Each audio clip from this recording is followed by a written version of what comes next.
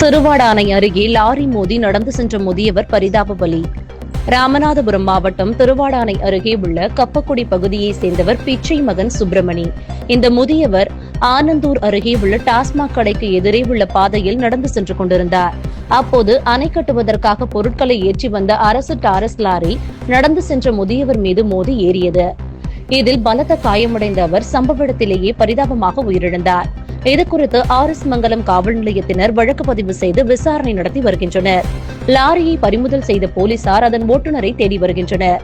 மேலும் சுப்பிரமணியின் உடலை கைப்பற்றி உடற்கூறாய்விற்காக திருவாடானை அரசு மருத்துவமனைக்கு அனுப்பி வைத்துள்ளனர்.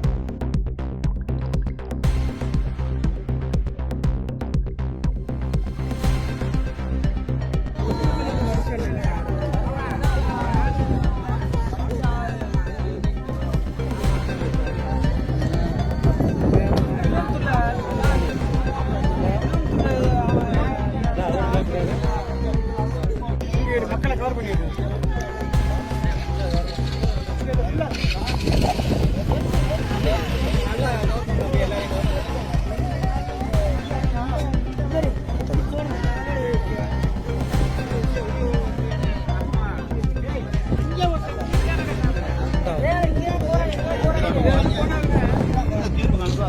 அதை அரெஸ்ட் பண்ணி கொண்டு போயிட்டாங்க.